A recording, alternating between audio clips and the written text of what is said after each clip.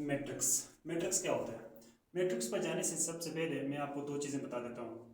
एक है हॉरिजॉन्टल, दूसरा है वर्टिकल। हॉरिजॉन्टल क्या होता है?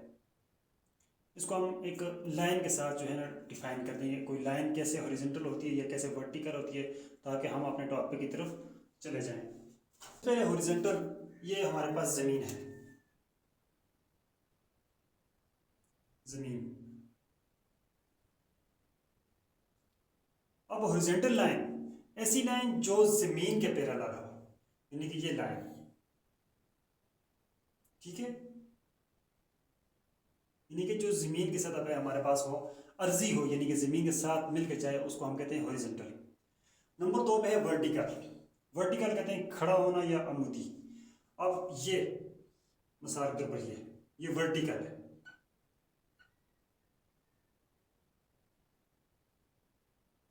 ये हमारे पास क्या हो गया?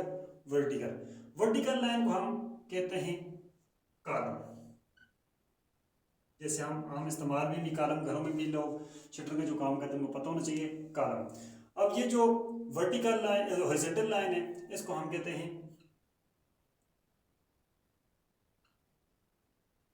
रो। अब हमने दो चीज़ें सीखी, एक है हॉरिजॉन्टल, दूसरे है वर्टिकल। हॉरिजॉन्टल लाइन वो लाइन होती है जो ज़मीन के पैरेलल हो।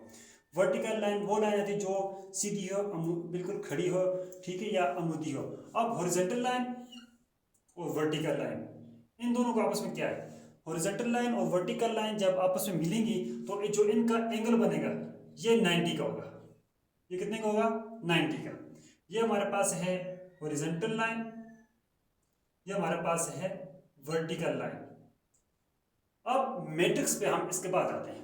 हमने हॉरिजॉन्टल भी सीख लिया, वर्टिकल भी सीख लिया। अब हम सीखते हैं कि हमारे पास मैट्रिक्स क्या है। अब मैट्रिक्स क्या होता है? हमने हॉरिजॉन्टल भी सीख लिया और वर्टिकल भी सीख लिया। मैट्रिक्स होता है the horizontal and vertical arrangements of elements in square bracket. यहाँ पर हमने दो चीज़ें सीख चुके हैं। हमने हॉरिजॉन्टल को भी सीख लिया, वर्टिकल को भी सीख लिया। अरेंजमेंट कहते हैं तरतीब को,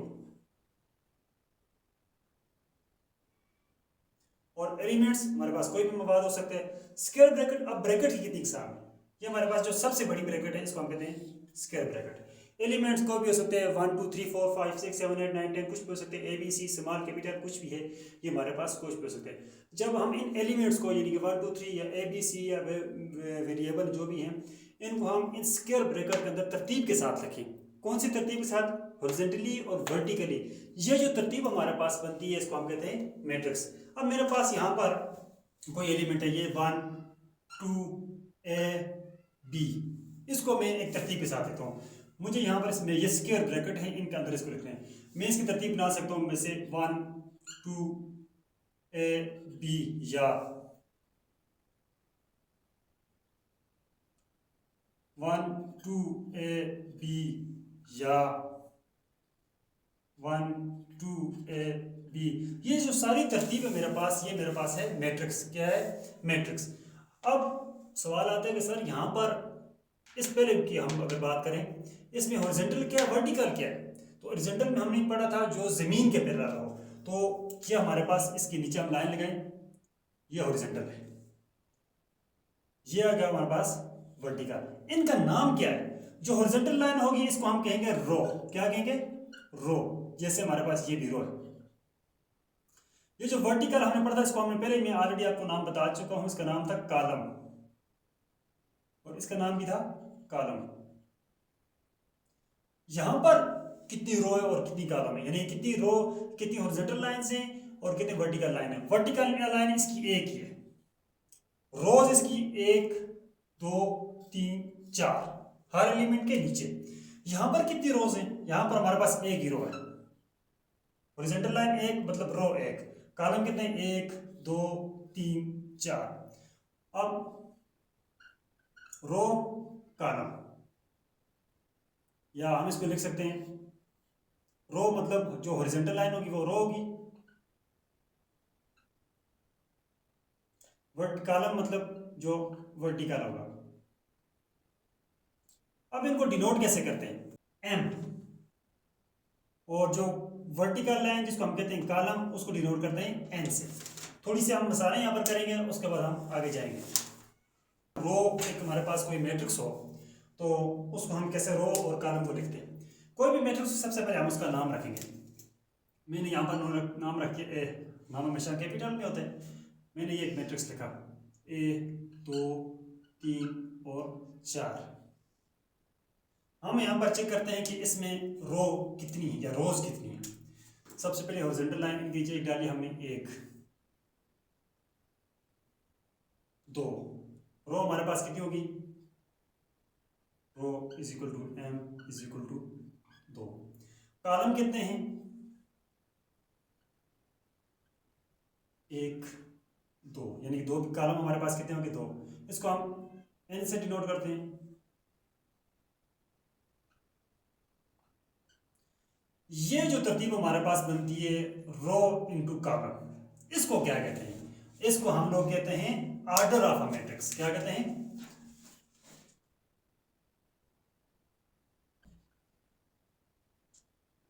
order of a matrix. Order of a matrix हमारा ये है कि नंबर ऑफ रोज और number of column, number of रोज और नंबर ऑफ कॉलम की जो तादाद हमारे पास होती है वो है उसका ऑर्डर। अब हमारे पास ये मैट्रिक्स ए है तो हम लिखेंगे order of matrix A is equal to M multiplied by N. M की तादाद हमारे पास कितनी है, 2। एन की तादाद कितनी है, 2। ये हमारे पास हो जाएगा ऑर्डर। अब एक और मैट्रिक्स लिखते हैं, यहां पर मैं इसका नाम रखता हूं बी।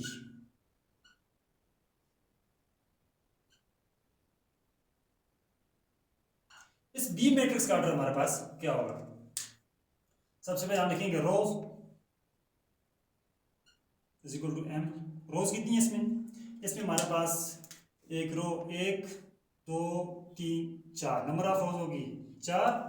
नंबर ऑफ कॉलम हमारे पास इसके कितने हैं, नंबर ऑफ कॉलम हमारे पास COLUM n is equal to n is equal to. अब इसके कॉलम की तादाद हमारे पास 1 है, इसका मतलब है ये।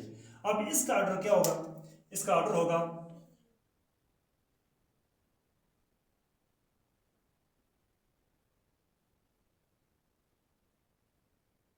4 into 1। आई थिंक आप लोगों को समझ आ गया होगा। अब आप लोगों के लिए एक छोटा सा सवाल है यहाँ पर। ये मैट्रिक्स मैंने लिखा C A B C D। आप लोगों ने कमेंट में इसका ऑर्डर मुझे भेजना है कि ये इसका ऑर्डर ये होगा। Thank you. इसी से रिलेटेड आगे हमारे पास एक मैट्रिक हमारा टॉपिक है इक्वलिटी ऑफ टू मैट्रिसेस। हमारे पास अगर 2 मैट्रिसेस हों, एक अगर होगा तो उसको हम मैट्रिक्स कहेंगे सिंगुलर को, और प्लूरल होंगे तो मैट्रिसेस हो जाएगा। अगर 2 हों तो उनके में इक्वलिटी क्या होगी। सबसे पहले इक्वलिटी की कंसेप्ट हम यहाँ पर थोड़ा सा आपको बता देते हैं। ये इक्वलिटी की अलामत है, सैम्बल है। मैं यहाँ पर लिखता हूँ 2। अब 2 जो है वो 3 के बराबर कभी नहीं हो सकता। 2 बराबर है 2 के, या 2 बराबर है 1 जमा 2 के, या इसकी बहुत सारी और भी हम तरीक़ेकार कर सकते हैं। लेकिन यहाँ पर इसको हम जब हल करेंगे या सॉल्व करेंगे हमारे पास 2 ही आना चाहिए, तब जाकर हमारे पास ये 2 इसके बराबर होगा। अब हमारे पास 2 मैट्रिसेस हों तो वो कब इक्वल होते हैं, सवाल ये पैदा होता है। बहुत ही आसान से मैं यहाँ पर एक मैट्रिक्स लिखता हूँ 1 2 3 4। एक मैट्रिक्स लिखता हूँ B 1 + 0 1 + 1 3 - 0 2 + 2। याद रखें 2 मैट्रिक्स ये बराबर तब होते हैं जब उनमें 2 शराइत पूरी उतरे, जब वो 2 शराइत पर पूरे उतरे। सबसे पहले हमने एक चीज पढ़ी order of matrix. Order of matrices, इसका ऑर्डर क्या है। नंबर ऑफ रोज इसमें 2 हैं, नंबर ऑफ कॉलम इसमें भी 2 हैं, तो ए का जो है हमारे पास होगा 2/2। अब बी का चेक करते हैं। 2 रो 2 कॉलम, पी का भी हमारे पास 2/2। एक शर्त हमारी होगी कंप्लीट, यानी कि इन दोनों का ऑर्डर सेम है। अब दूसरी शर्त हमारे पास ये है, देयर सिंबल्स या their elements in corresponding position are also equal. अब इनके करस्पॉन्डिंग एलिमेंट हम इसको बराबर करते हैं। पहले ये मैं इसको लिखता हूँ, ए को इज इक्वल टू बी, ये है या नहीं। ए मैट्रिक्स है मेरे पास 1 2 3 4, मैं इज इक्वल टू लिख लेता हूँ अभी, अगर हुआ तो ठीक है, नहीं तो अनइक्वलिटी कर देंगे। 1 + 1 किसके बराबर होता है? 2 के। 3 - 0 3 के बराबर है। 2 + 2 किसके बराबर है? 4 के। अब देखिए करस्पॉन्डिंग एलिमेंट क्या होता है। ये पहले नंबर पे है तो इसका करस्पॉन्डिंग एलिमेंट पहले नंबर वाला होगा, पहला पहले के बराबर है, दूसरा दूसरे के बराबर है, तीसरा तीसरे का बराबर है, चौथा चौथे के बराबर है। इसका मतलब ये है कि इसकी हमने जो 2 शराइत रखी इक्वलिटी ऑफ मैट्रिसेस के लिए, नंबर ऑफ, सबसे पहले ऑर्डर ऑफ मैट्रिसेस, नंबर 2 के हमारे पास हो जाएगा their corresponding elements are also equal. इसके करस्पॉन्डिंग एलिमेंट भी आपस में बराबर है, ठीक है, और इनके यहाँ पर ये भी बराबर है, ये भी बराबर है। This mean A is equal to B. ये दोनों मैट्रिसेस आपस में बराबर हैं, या इक्वलिटी ऑफ मैट्रिक्स ये एक दोनों करते हैं। अब तो थोड़ा सा रिवाइज कर लेते हैं जो चीज़ मैंने आपको पहले बताई है। इक्वलिटी ऑफ मैट्रिक्स के लिए हमें 2 चीज़ें रिक्वायर्ड होती हैं।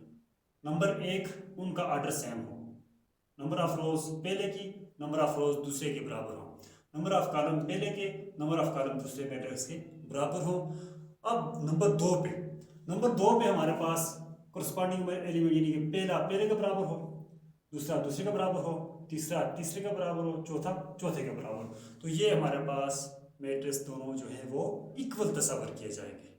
याद रखें, अगर इनमें से एक शर्त भी पूरी ना हो, मिसाल के ऊपर ऑर्डर तो सेम हो लेकिन उनके करस्पॉन्डिंग एलिमेंट सेम ना हो, तब भी मैट्रिक्स इक्वल नहीं होंगे।